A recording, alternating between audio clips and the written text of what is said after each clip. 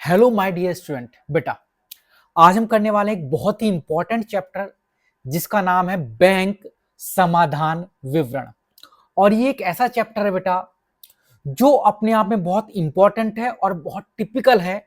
But मैं guarantee लेता हूं, अगर आपको इस चैप्टर में कुछ भी नहीं आता, मतलब जीरो आता है, उसके बावजूद भी अगर आप ये क्लास देख लेते हो, लगभग 30 मिनट की क्लास होने वाली है। इस क्लास के बाद आपको इस चैप्टर में, यानी कि बैंक समाधान विवरण, जिसे इंग्लिश में कहा जाता है बैंक रिकंसिलेशन स्टेटमेंट, आपको इस चैप्टर के प्रश्न बनाने आ जाएंगे। तो उसके लिए आपको करना क्या बेटा, आपको कॉपी और पेन लेकर बैठना है और ये समझ लीजिए 30 मिनट की क्लास आपका पूरा चैप्टर आपको समझाकर चली जाएगी। तो पेन और कॉपी साथ में लेकर बैठे और स्टार्ट करते हैं बैंक रिकंसिलेशन स्टेटमेंट, यानी कि बैंक समाधान विवरण। सबसे गजब की बात यह बेटा, ऐसे बच्चे जो हिंदी मीडियम के हैं उन्हें बड़ी परेशानी होती है, क्योंकि ऐसे उन्हें टीचर मिल पाना बड़ा मुश्किल है जो प्योर हिंदी मीडियम में उन्हें पढ़ाएं, उनकी बातों को समझे और उन्हें अपनी बातों को समझा सके। तो हिंदी मीडियम बेटा मैं आपको कराऊंगा, अच्छे से कराऊंगा, एक एक पॉइंट आपको मैं समझाऊंगा बेटा बैंक समाधान विवरण का। तो आइए स्टार्ट करते हैं अपने चैप्टर को। और बाकी आप नीचे देख रहे हैं, अगर आप चाहते हैं कि हमसे सारी लाइव क्लास ली जाए तब आप हमारे ग्रुप से जुड़ सकते हैं, हमारे नोट्स ले सकते हैं जो बिल्कुल फ्री ऑफ कॉस्ट है। और हमेशा मैं बोलता हूं बेटा, ट्यूशन लगाने की कोई आवश्यकता नहीं है, फ्री में पढ़ाऊंगा, कंप्लीट सिलेबस में कराऊंगा। चलिएगा स्टार्ट करते हैं बैंक रिकंसिलेशन स्टेटमेंट का। आज एक प्रश्न मैं आपको कराऊंगा और उसमें थोड़ा सा बेसिक भी समझाकर बेटा मैं आपको चलूंगा, क्योंकि मैं मानकर चल रहा हूं कि आपको इस चैप्टर का कुछ भी नहीं आता है। देखो बेटा, इस चैप्टर में होता क्या है, बैंक रिकंसिलेशन स्टेटमेंट में आपके पास दो बुकें दी जाएंगी, दो पुस्तक दी जाएंगी। एक का नाम होगा बेटा रोकड़ बही, रोकड़ बही, जिसे हम बोलेंगे बेटा क्या, कैश बुक। और एक बेटा हमारे पास क्या होती है इसके अंदर, पासबुक। इंग्लिश में भी पासबुक बोलते हैं बेटा इसे,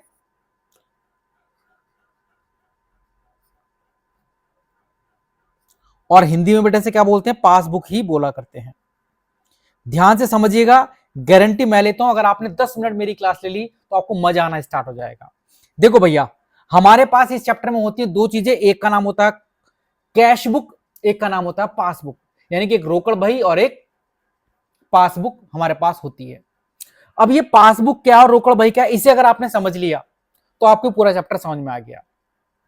होता क्या है बेटा, रोकड़ बही हो या आपके पास पासबुक हो, बेटा मैं इंग्लिश में बोलूंगा फिलहाल, कैश बुक हो या पासबुक, है ना, कैश बुक पासबुक हिंदी में ये बोलते हैं बेटा।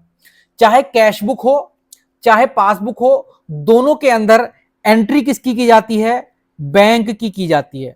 मैं यहां पर लिख देता हूं, चाहे रोकड़ बही है चाहे पासबुक है। आप ये मत सोचना कि रोकड़ बही है तो इसमें एंट्री कैश की कर रहे हैं, नहीं भैया, इसमें भी एंट्री बैंक की होती है, इसमें भी एंट्री बैंक की होती है। दोनों ही पुस्तकें बैंक की एंट्री के लिए बनाई गई हैं। फिलहाल आप ये समझ कर चलें बेटा, कैश बुक भी और पासबुक भी। अब अंतर क्या है सर दोनों के अंदर, दोनों के अंदर अंतर क्या है, उस अंतर को हम समझते हैं बेटा। अगर मैं अंतर की बात करूं, एक सेकंड बेटा, अगर मैं अंतर की बात करूं तो नॉर्मली है क्या बेटा, ये जो रोकड़ बही होती है, ये जो रोकड़ बही होती है, इसके अंदर जो एंट्री करते हैं, जो लिखते हैं, वो कौन लिखते हैं बेटा, मालिक। रोकड़ बही में कौन लिखेगा, मालिक लिखेगा। मालिक कौन भैया, जो बिजनेस को चलाने वाला होता है, जो व्यवसायी होता है। व्यवसायी खुद इसके अंदर लिखता है बेटा, यानी रोकड़ बही में एंट्री कौन करता है, व्यवसायी एंट्री करता है बेटा, मालिक एंट्री करता है, बिजनेस का ऑनर एंट्री करता है। लेकिन जो पासबुक होती है उसमें कौन एंट्री करता है, उसमें मालिक एंट्री नहीं करता है, उसमें कौन एंट्री करता है, उसमें एंट्री करता है बेटा हमेशा कौन, बैंक। ये मानकर चलो, कैश बुक में मालिक खुद अपने हाथ से एंट्री करता है, पासबुक में बैंक एंट्री करता है। और दोनों पुस्तकों में लिखे किसके बारे में जाता है बेटा, बैंक के बारे में लिखा जाता है। सर कैसे, जैसे हमने कोई पैसा बैंक में जमा कराया, हमने कोई पैसा बैंक में जमा कराया, तो मालिक रोकड़ बही में लिख देगा पैसा जमा हुआ बैंक में, बैंक बढ़ गया, मालिक किसे बढ़ा देगा, रोकड़ बही को बढ़ा देगा अपनी। और जब ये पैसा बैंक में जमा हो जाएगा पूरा, तो बैंक वाले आपकी पासबुक में बढ़ा देंगे।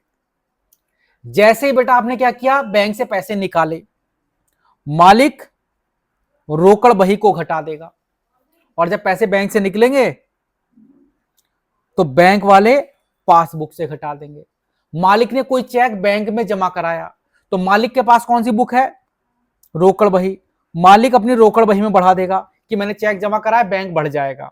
और जो कौन होता है बेटा, बैंक होता है, वो पासबुक को बढ़ा देगा। यानी कि आप एक चीज देख रहे हो, चाहे कैश बुक हो चाहे पासबुक हो, दोनों में एंट्री बैंक की जाती है। बस पासबुक में एंट्री बैंक खुद करता है जब बैंक में पैसे जमा हो जाते हैं, और कैश बुक में एंट्री मालिक करता है, पर दोनों में एंट्री सेम होती है। मालिक घर पर बैठकर लिख देता है, बैंक में जाकर जब पैसे जमा होता है बैंक आपकी पासबुक में लिख देता है। तो चूंकि दोनों में सेम ही एंट्री की जाती है, इसका मतलब एंड में आकर दोनों का बैलेंस क्या होता है, बराबर होता है। जो बैलेंस रोकड़ बही का आता है वही बैलेंस किसका आता है बेटा, पासबुक का आता है।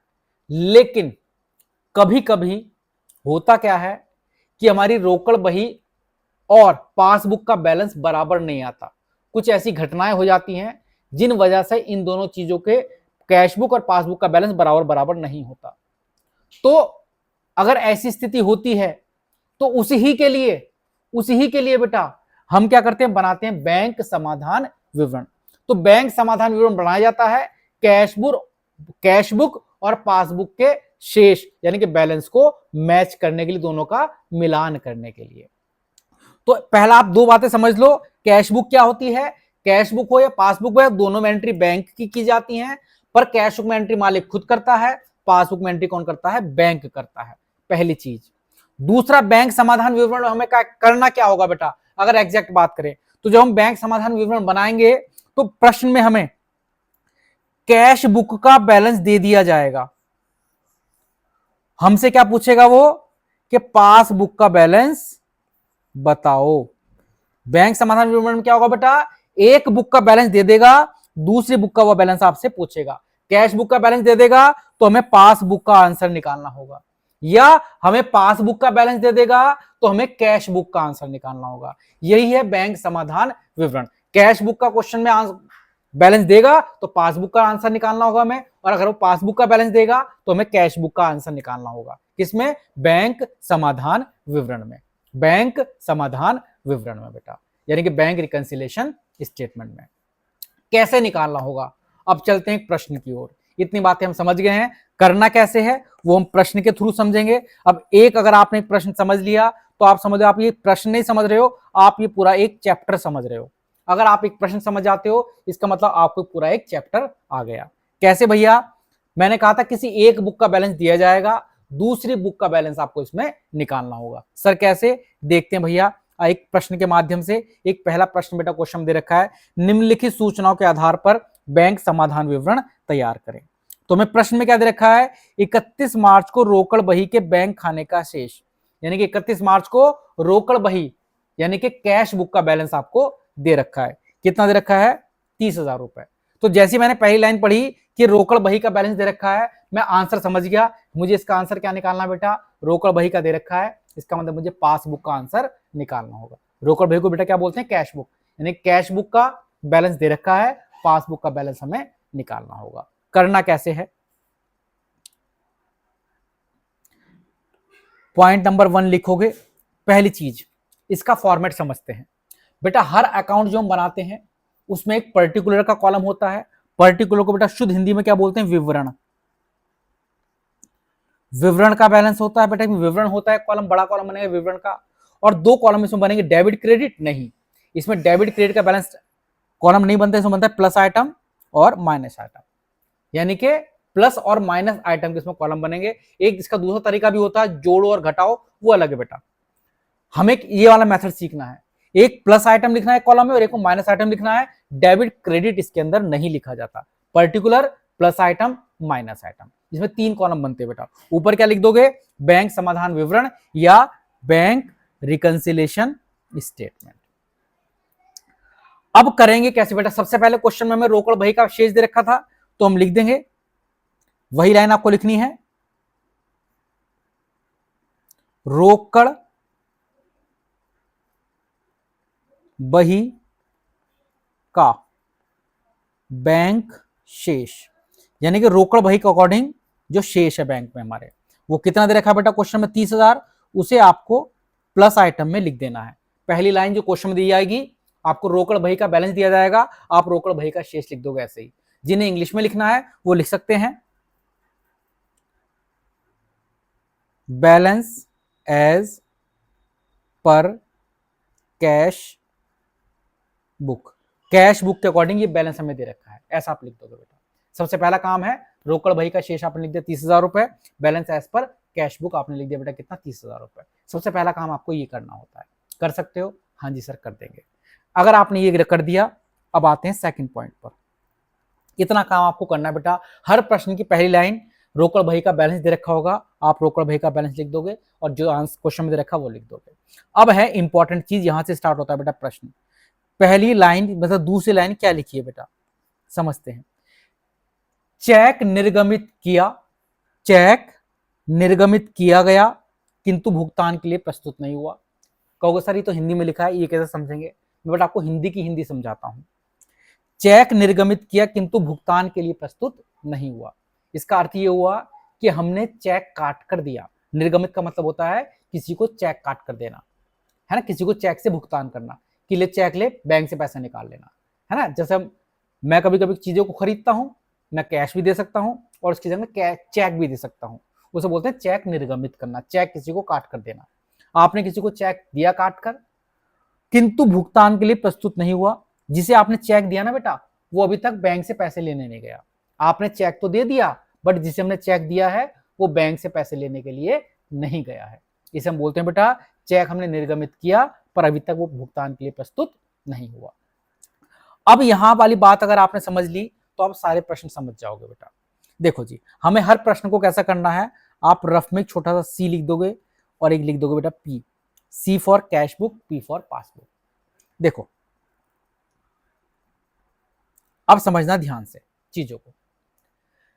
जैसे ही हमने चेक निर्गमित किया होगा, चेक निर्गमित मतलब इशू किया हो, काट कर दिया होगा, तो मालिक के पास कौन सी पुस्तक रखी होती, पहले ये बताओ मन में बताओ।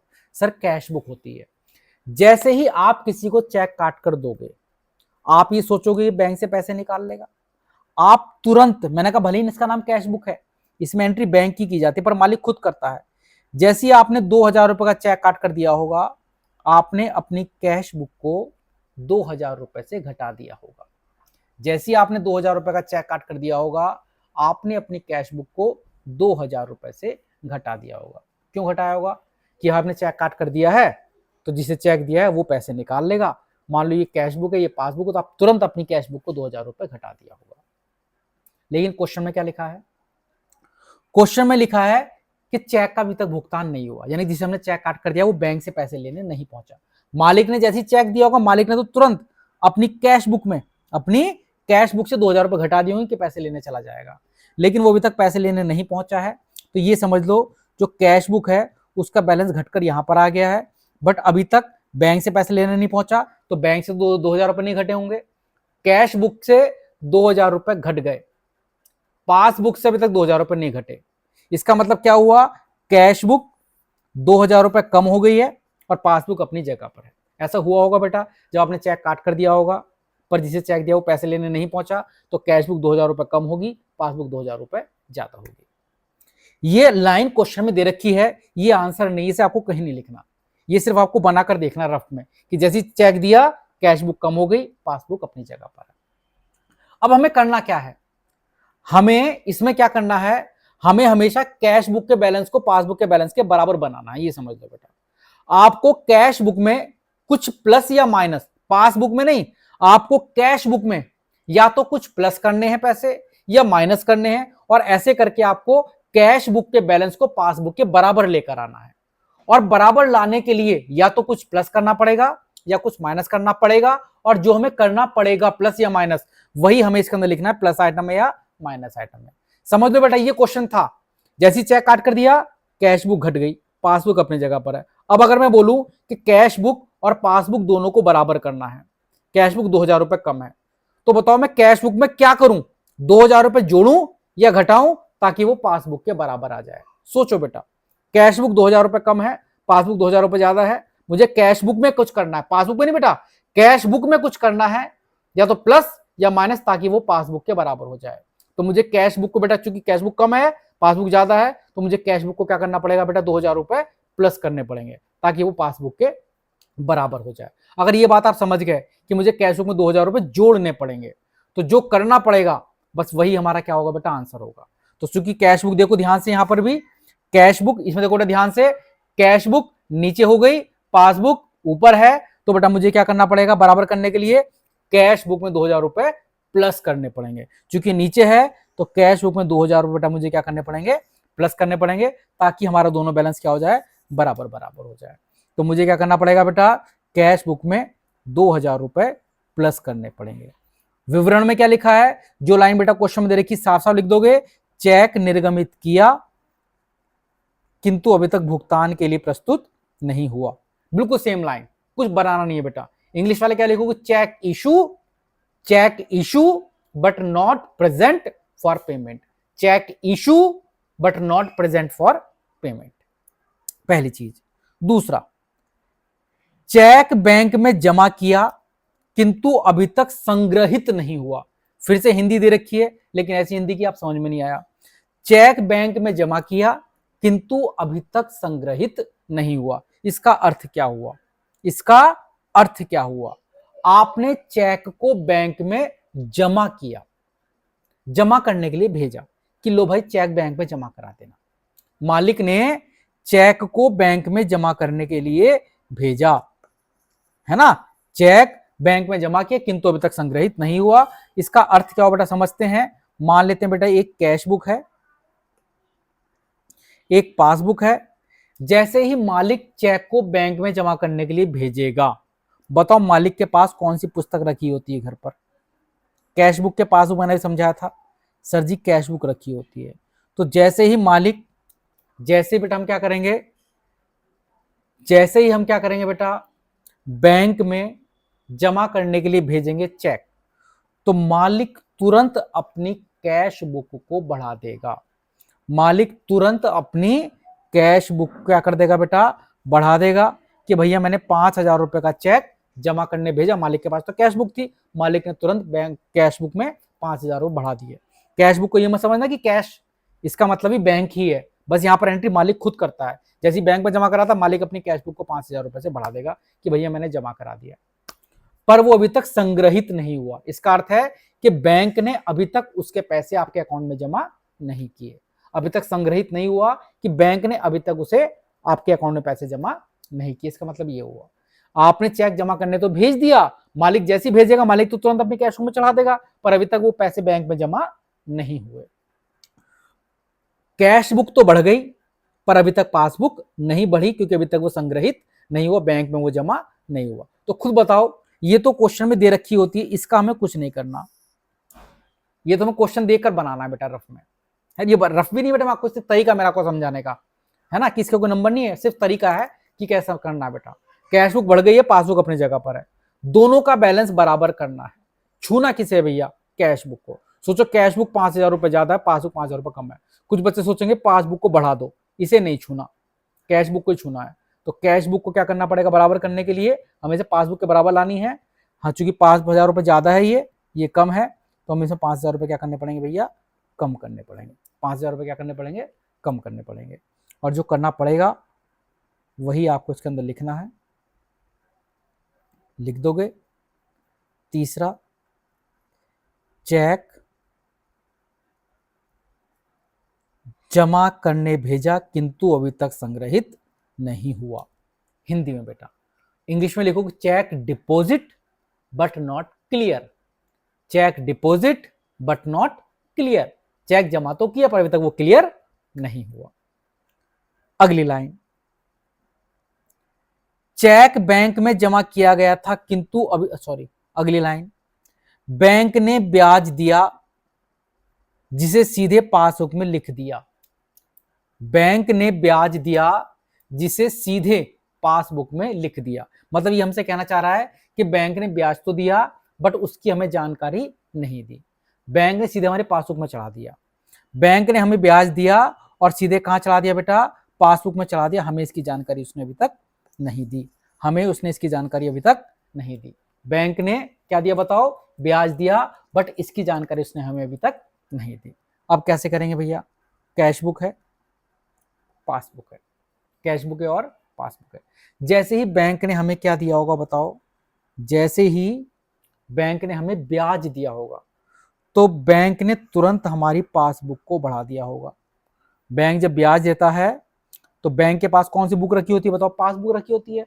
बैंक ने तुरंत हमारी पासबुक को बढ़ा दिया होगा 3,000 रुपए से, है ना। ब्याज दिया और हमें अभी तक इसकी सूचना ही नहीं है। क्वेश्चन क्या लिखा है कि बैंक ने सीधे पासबुक बढ़ा दी, ब्याज दिया और सीधे पासबुक बढ़ा दी बेटा, हमें इसकी सूचना नहीं मिली। तो मालिक को तो पता नहीं है, मालिक के पास तो कैश बुक होती है।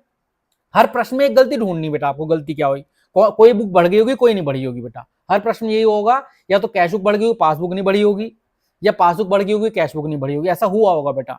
ये गलती क्वेश्चन में दे रखी होती है। क्वेश्चन में दे रखा है कि हमें बैंक ने ब्याज दिया, यानी कि पासबुक तो बढ़ गई पर अभी तक कैश बुक नहीं बढ़ी। दोनों का बैलेंस बराबर करना है, छूना किसे है। अब कहोगे सर पासबुक बढ़ गई तो पासबुक को घटा दो, नहीं, पासबुक नहीं छूनी, कैश बुक छूनी है। क्योंकि पासबुक बढ़ गई है तो कैश बुक को भी क्या कर दोगे बेटा, बराबर करने के लिए बढ़ा दोगे। बढ़ाने का मतलब प्लस करना पड़ेगा, है ना। ये बढ़ी हुई 3,000 रुपए, तो इसे भी बढ़ा दो 3,000 रुपए, ताकि दोनों बराबर हो जाए, ताकि दोनों का बैलेंस बराबर हो जाए। हमें सिर्फ यही करना है, हमें गलती नहीं सुधारनी, हमें सिर्फ दोनों के बैलेंस को बराबर करना है। क्योंकि बढ़ाना पड़ेगा तो कहां पर लिख दोगे भैया, प्लस आइटम में लिख दोगे 3,000 रुपए। यहां पर क्या लाइन लिखोगे, यहां पर वही लिखोगे, चेक से सॉरी बैंक से ब्याज प्राप्त हुआ। और इंग्लिश वाले क्या लिखोगे, interest receive from bank. Bank से मैं क्या रिसीव हुआ बेटा, इंटरेस्ट रिसीव हुआ है। अगली और आखिरी लाइन, एक ग्राहक ने सीधे बैंक में पैसा जमा कर दिए। एक ग्राहक ने सीधे पैसे कहां जमा कर दिए बेटा, बैंक में जमा कर दिए। कितने पैसे जमा कर दिए सीधे उसने बैंक में, 2,400 रुपए। मतलब ये बात समझने की कोशिश करो बेटा, वो आपको गलती पकड़वाना चाह रहा है कि आप गलती समझ जाओ, गलती क्या है। एक ग्राहक ने सीधे पैसे कहां जमा कर दिए, बैंक में। बात को समझ रहे हो बेटा, कैश बुक, पासबुक।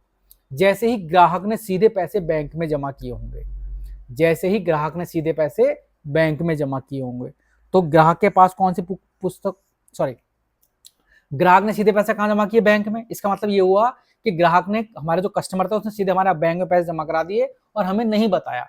ये कहना चाह रहा है बेटा, कुछ बात आपको समझनी होंगी। ये कहना चाह रहा है कि ग्राहक ने सीधे पैसे बैंक में जमा करा दिए, लेकिन आपको इसकी सूचना नहीं दी।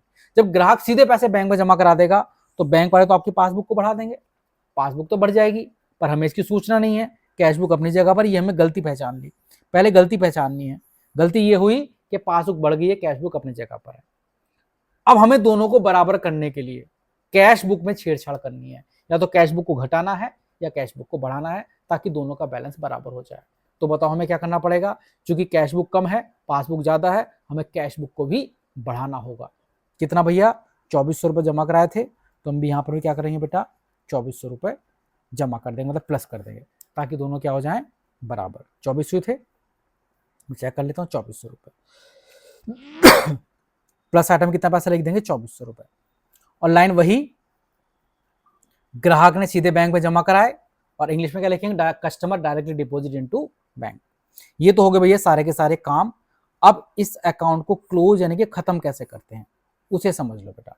एंडिंग कैसे करेंगे बेटा, सबसे पहले आपको क्या करना है, इसका जो डेबिट साइड है, क्रेडिट साइड है, इनमें से कोई एक साइड बड़ी होगी, प्लस आइटम या माइनस आइटम में से। नॉर्मली प्लस आइटम बड़ा होता है इसके अंदर, तो प्लस आइटम को जोड़ो बेटा, इधर वाले साइड को जोड़ो, प्लस वाली साइड को जोड़ो बेटा। 30 और 2 32 और 3 35, 35 और 2 37,400।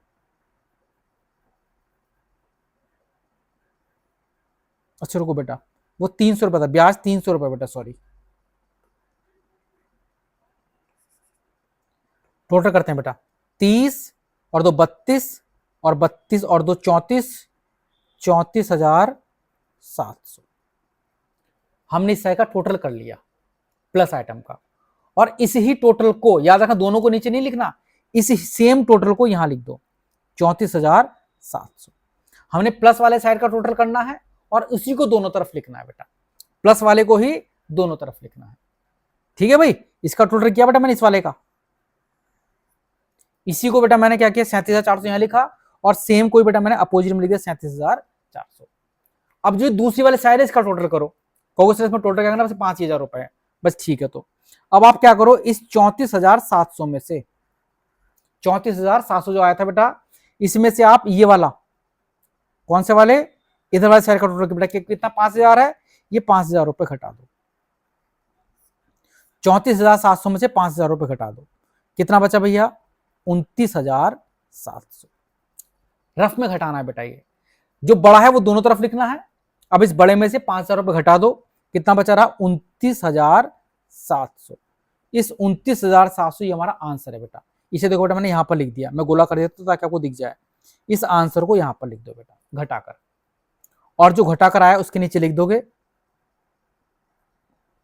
बैंक पास बुक का शेष, ये हमारा आंसर है। कैश बुक का शेष क्वेश्चन में दे रखा था, पासबुक का शेष हमारा निकल कर आ गया, ये हमारा क्या है बेटा आंसर। ऐसे इसमें निकालते हैं आंसर। अगर आपको नहीं आया तो मेरी क्लास को एक बार रिवाइंड करो और फिर से देखो बेटा मैंने कैसे किया ये। इस तरह से बेटा आपको बनानी होती है बैंक रिकंसिलिएशन स्टेटमेंट। तो आई थिंक अगर आपने पूरी क्लास को ध्यान से समझा होगा, ये क्लास लगभग हो गई बेटा 26 मिनट की या 27 मिनट की, आपको कंप्लीट ये आ जाएगा बेटा बैंक रिकंसिलिएशन यानी कि बैंक समाधान विवरण बनाना। एक बार आप दोबारा से देख लेना, और बाकी जितने भी बच्चे, मैं हमेशा बोलता हूँ ट्यूशन मत पढ़ना, कंप्लीट सिलेबस, चाहे 9th 10th 11th या 12th हो या बीकॉम के बच्चे हो, मैं कंप्लीट सिलेबस आपको करा रहा हूँ बेटा, फ्री ऑफ कॉस्ट करा रहा हूँ। कहीं ट्यूशन की आवश्यकता नहीं है, कहीं कोई पैसे देने की आवश्यकता नहीं है। आप मुझसे पढ़ोगे, हमारा ग्रुप ज्वाइन कर लो, उसके लिए मैसेज मुझे करे, वो कॉल नहीं करनी है बेटा। मैसेज के लिए जो नंबर है वो देखो सामने आ रहा है बेटा, स्क्रीन पर नीचे स्क्रॉल हो रहा है, आप वहाँ से देखकर मुझे मैसेज कर सकते हैं। तब तक के लिए जय हिंद, जय भारत, अच्छे से पढ़ना, खुश रहना बेटा।